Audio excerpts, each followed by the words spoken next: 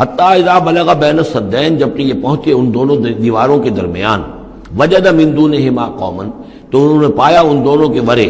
ایسے لوگوں کو، لا یکادون یفقہون قولا، یہ لوگ بھی ایسے تھے غیر متمدن، کوئی بات سمجھتے نہیں تھے، یعنی زبان ایسی ہوگی کہ جو ان کی سمجھ میں نہیں آ رہی تھی، لیکن یہ کہ کسی نہ کسی ذریعے سے انہوں نے اپنا ایک مطلب، اپنی ایک عرضداشت پیش کی۔ قالوا یا ذا القرنین، انہوں نے کہا کہ اے ذو القرنین، ان یاجوج و ماجوج مفسدون فی الارض، یاجوج اور ماجوج جو قومیں ہیں یہ زمین میں بہت فساد مچانے والی ہیں، فہل نجعل لک خرجا، تو کیا ہم آپ کے لیے ایک سالانہ خراج مقرر کر دیں، الی ان تجعل بیننا و بینہم سدا، اس کے عوض کہ آپ ہمارے اور ان کے درمیان ایک سد تعمیر کر دیں، ایک دیوار حائل کر دیں کہ وہ ہم پر حملہ آور نہ ہو سکے، یعنی درے کو بند کر دیا جائے۔ یوں سمجھیے جس اصول پر کہ آج کل ڈیم بنتے ہیں، ڈیم پہاڑی سلسلہ یوں آ رہا ہے، پہاڑی سلسلہ یوں آ رہا ہے، دریا درمیان میں سے گزر رہا ہے، آپ نے اس گزرگاہ پر ایک دیوار کھڑی کر دی تو یہ گویا کہ ایک آرٹیفیشل لیک کریٹ ہو گئی، پانی یہاں جمع ہو رہا ہے۔ تو اگر پہاڑی سلسلے دو چل رہے ہوں، ان کے درمیان جو راستہ ہے اس کو اگر بند کر دیا جائے، ایک دیوار کھڑی کر دی جائے اور اس دیوار کے مضبوط دیوار ہو، تو ظاہر بات ہے کہ پھر ادھر سے کوئی آ کر حملہ آور نہیں ہو سکتا، ان کے لیے ایک حفاظت کا سامان ہو جاتا ہے۔ یہاں یہ سمجھ لیجئے کہ یاجوج ماجوج سے کیا مراد ہے۔ حضرت یافس علیہ السلام، جو تین بیٹے تھے حضرت نوح علیہ السلام کے، سام، حام، یافس، سامی نسل کے بارے میں تو ہم نے بہت کچھ سمجھ لیا کہ حضرت ابراہیم بھی سامی نسل سے تھے، پھر قوم عاد بھی سام ہی کے نسل کی ایک شاخ تھی، قوم سمود بھی اسی کی شاخ تھی، یہ تمام جو ہے یہ تو سیمیٹک ریسز ہیں۔ حضرت یافس کی اولاد نے یہ سینٹرل ایشین ماؤنٹینز کا جو سلسلہ ہے اس کو کراس کیا اور شمال میں چلے گئے، اور شمال میں جا کر دائیں بائیں پھیل گئے، پھر یہ میدان ہے ٹنڈرے کے میدان اور فلانے میدان اور بڑے بڑے کھلے میدان ہیں، تو گویا کہ ایشیا کو درمیان میں جو سلسلہ کوہ تقسیم کر دیتا ہے، ایک شمالی حصہ ہے، ایک اس کے جنوبی حصہ ہے، یہ شمالی میں چلے گئے اور جا کر پھر پھیلنے میں وہ مشرق کی طرف آئے تو چین اور ہند چینی تک یہ ساری قومیں جو ہے یہ یلو ریسز، یہ انہی کی نسل سے ہیں، اور مغرب میں چلے تو روس، اور روس سے ہو کر روس کے ساتھ ملتا ہوا علاقہ ہے اسکینڈینیوین کنٹریز کے ساتھ، پھر وہاں سے وہ اتر کے، اور یورپ کے بھی جو یہ مغربی ممالک ہیں، اینگلو سیکسنز جو ہیں، یہ بھی در حقیقت اسی سے اسکینڈینیوین کنٹریز سے اترے ہوئے لوگ ہیں۔ تو یوں سمجھ لیجئے کہ ویسٹرن یورپ اور ایسٹرن یورپ کا بھی خاص طور پر شمالی علاقہ، اور پورا یہ روس کا علاقہ، اور پورا صحرائے گوبی، اور پورا چین، اور وہاں تک جو ہے ہند چینی تک، یہ یافس کی نسل ہے۔ یافس کے جن بیٹوں کے نام تورات میں آئے ہیں، کئی نام ہیں، وہ کوئی ایک دو نہیں، ان میں گوگ اینڈ میگوگ بھی ہے، توبال بھی ہے، موسک بھی ہے، موسک ایک شخص کا نام ہے، اور موسکو ہو سکتا ہے کہ اسی نے آباد کیا ہو اور وہیں سے وہ نام بنا ہو۔ توبال اور بالٹک سی جو ہے اس ایریا کے اندر جو ہے، بالٹک سٹیٹس، توبال ان کے ایک بیٹے کا نام تھا، یہ تورات کے اندر نام دیے گئے ہیں۔ گوگ اینڈ میگوگ، یاجوج ماجوج، یہ بھی انہی کے بیٹوں کے۔ یہ تمام اقوام جو ہے یہ وحشی ہیں، اور یہ تاخت و تاراج کرنا، لوٹ مار کرنا، یہ ان کا طریقہ ہے، اور ان کا ہے ذکر جو یہاں پر ہو رہا ہے۔ یہ جو سیلاب آیا تھا، کولونیل سیلاب جو ہم پر آیا تھا، جس میں کہ یہ اینگلو سیکسنز تھے، یہ سب کے سب جو ہیں یہ اسی نارڈک ریسز سے ہیں، یہ بھی یاجوج اور ماجوج کی نسل ہیں۔ ایک سیلاب ان کا آ چکا ہے جو آیا تھا یورپ کے سے نکل کر، یہ کولونیل سیلاب آیا اور پوری دنیا کے اوپر چھا گیا تھا، ایشیا اور افریقہ کو انہوں نے فتح کیا، کولونائز کیا۔ اب اگرچہ ان کی وہ بساط ایک دفعہ تو لپیٹ دی گئی ہے، وہ واپس چلے گئے ہیں، انڈائریکٹلی ہم پر حکومت کر رہے ہیں، اب ان کے جو ملٹی نیشنلز ہیں ان کے ذریعے سے، یا بینکوں کے ذریعے سے، IMF کے ذریعے سے، ورلڈ بینک کے ذریعے سے انڈائریکٹ حکومت ہے جو نیو ورلڈ آرڈر ہے۔ لیکن یہ ہے کہ ابھی ایک اور جو سیلاب ان کا آنے والا ہے وہ آتا ہے احوال قیامت کے معاملات میں۔ آرمگڈون کے بعد جب حضرت مسیح علیہ السلام کا نزول ہو چکے گا اور یہودیوں کا خاتمہ ہو چکے گا، اور پھر یہ کہ تمام جو عیسائی ہیں وہ مسلمان ہو جائیں گے، عیسائیت ختم ہو جائے گی حضرت مسیح علیہ السلام کے آنے کے بعد، اور مسلمان اور عیسائی مل کر ایک ملت بن جائیں گے، سب مسلمان ہوں گے۔ اس کے بعد آخری سیلاب پھر آنا ہے جو اس کے خلاف، وہ احادیث میں آتا ہے، پھر وہ یاجوج اور ماجوج کا ہوگا۔ اور میرے نزدیک یہ یاجوج اور ماجوج جو ہیں وہ ایسٹرن علاقے سے آئیں گے، چائنا وغیرہ سے، ہند چینی سے۔ آرمگڈون جو ابھی ہونی ہے فوری طور پر بڑی جنگ، اس میں یہ لوگ جو ہیں بیٹھے رہیں گے، یہ جنگ میں حصہ نہیں لیں گے۔ یہ مڈل ایسٹ میں جنگ ہوگی، یورپین پاور ساری ہوں گی، کرسچین پوری طاقتیں ہوں گی، اور ادھر جو ہے مسلمان ہوں گے، اور حضرت مہدی جو ظاہر ہوں گے، جو اللہ تعالیٰ ایک عنایت کرے گا مسلمانوں کو لیڈر عرب کے اندر، وہ پیدا ہوں گے، مجدد ہوں گے، اور ان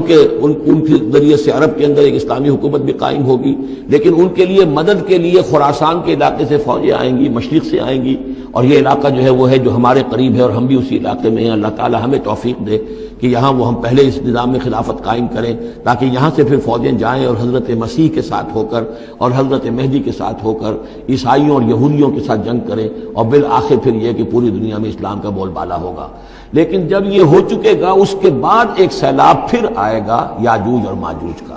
تو یہ چونکہ پوری ایک سلسلہ ہے، ایک نسلیں ہیں اس کے اندر بہت سی، تو ان میں چونکہ تفسیری اعتبار سے بہت سی باتیں جو ہے مختلف آراء بھی سامنے آئیں گی، تو میں نے جو رائے میری ہے وہ آپ کے سامنے بیان کر دی ہے۔ اس وقت میں وہ یاجوج ماجوج تھے جو ان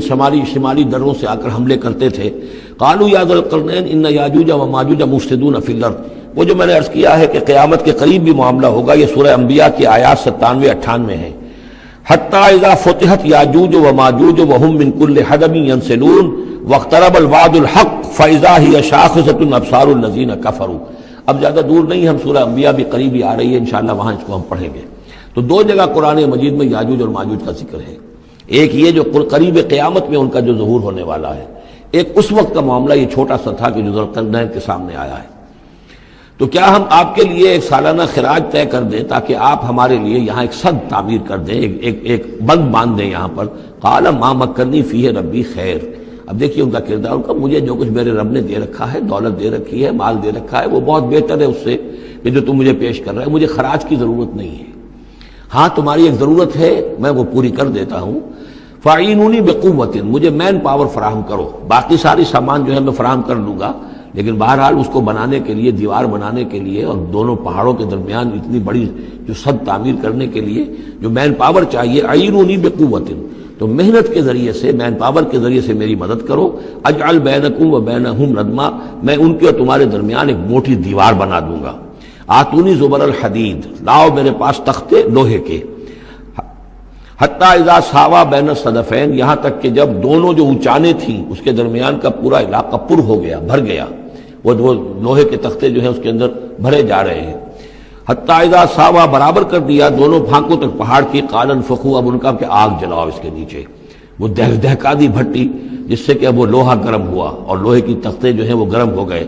حتی اذا جعلہ نارا، جبکہ وہ سارے کے سارے لوہے کے جو تپ گئے خود اور سرخ ہو گئے۔ قال آتونی افرغ علیہ قطرہ، تو کہا لاؤ میرے پاس پگھلا ہوا تانبا کہ میں اس کے اوپر انڈھیل دوں۔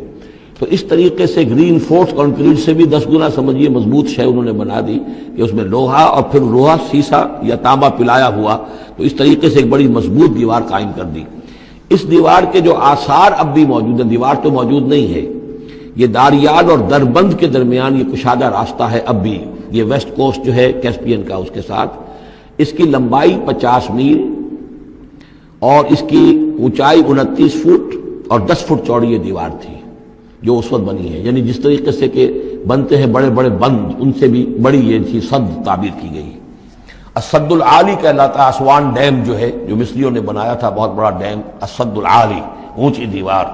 تو ہمارے ہاں یہ تربیلا اور منگلا یہ سب کیا ہے، یہ اسی طرح کے ڈیم ہیں کہ پہاڑی سلسلے آ رہے ہیں، دریا جا رہا تھا، وہاں آپ نے دیوار کھڑی کر دی، پانی رک گیا اور وہ جھیل بن گئی۔ فمستطاعوا ان یظہروہ، تو انہوں نے کہا کہ اب یہ لوگ نہ تو یہ اس کے اوپر سے آ سکیں گے، اس کو نہ چڑھ سکیں گے، ومستطاعوا لہ نقبا، نہ اس میں کوئی سوراخ لگا سکیں گے، نقب لگا سکیں گے۔ قال ھذا رحمۃ من ربی، یہ سب اتنا بڑا کارنامہ کر کے بھی انہوں نے کہا یہ سب رحمت ہے میرے رب کی طرف سے، میرا کوئی کمال نہیں، یہ سب اللہ کی طرف سے ہے۔ فَإِذَا جَاءَ وَعْدُ رَبِّي، اور جب میرے رب کا وعدہ آئے گا، جَعَلَهُ دَكَّا، وہ اس پوری دیوار کو جو ہے ریزہ ریزہ کر دے گا، ختم ہو جائے گی دیوار۔ اب وہ دیوار وہاں موجود نہیں ہے، وہ ختم ہو چکی ہے امتداد زمانہ سے، اب اس کے کوئی آثار باقی نہیں رہے، بس آثار معلوم ہو جاتے ہیں کہ یہاں وہ دیوار ہوتی تھی، جس سے یہ میں نے ڈائمنشنز آپ کو دیے ہیں۔ وَكَانَ وَعْدُ رَبِّي حَقًّا، اور میرے رب کا وعدہ جو ہے وہ حق ہے، سچ ہے، پورا ہو کر رہے گا۔ وَتَرَكْنَا بَعْضَهُمْ يَوْمَئِذٍ يَمُوجُ فِي بَعْضٍ، اب جب یہ وقت آئے گا اللہ تعالیٰ کا قیامت کا وقت، تو ہم چھوڑ دیں گے اس روز ان کو، یہ ایک دوسرے میں گتھم گتھا ہو جائیں گے۔ یہ جو کچھ ہونے والا قرب قیامت سے پہلے جس قسم کے لشکر آنے ہیں اور جیسی جنگیں ہونی ہیں، اور یہ جو یاجوج ماجوج جب آئیں گے تو آتا ہے احادیث کے اندر کہ پورے دریا اور پورے سمندر پی جائیں گے، ہر چیز کھا جائیں گے. اور یہ معلوم ہوتا ہے کہ یہ چینیوں کے ہاں تو خاص طور پر سانپ بچھو جو شے ہو، کتا بلی، ہر شے چٹ کر جاتے، کوئی شے نہیں چھوڑتے. اور میں سمجھتا ہوں کہ شاید آدم خور بھی ہو یہ کہ کسی وقت میں جب ان کو ضرورت پڑے تو آدمی کو بھی کھا جائیں، تو کتے کو، بلی کو، سانپ کو، بچھو کو، ہر چیز کو کھا جاتے. تو ان لوگوں کا معاملہ جو ہے واقعتاً یہ جب ابھی تو ذرا رکے ہوئے ہیں، کنٹینڈ ہے ایک طرح سے، لیکن ایک وقت میں ان کا بند کھلے گا. اور چونکہ پھر یہ جو ہے تمام چاروں طرف ان کے پہاڑ ہیں، ہر پہاڑ کی اونچائی پر سے من کل حدب ینسلون نیچے اترتے ہوئے نظر آئیں گے. اور یہ نقشہ بعین ہی اسی طرح اخبارات میں آیا تھا جب 62 میں وار ہوئی ہے نیفا میں، جو ہندوستان کا مشرقی جو علاقہ تھا جہاں کے چین اور بھارت کی جنگ ہوئی ہے. تو اس کے الفاظ جو اخبارات میں آئے تھے، waves after waves of Chinese soldiers were coming down the slopes,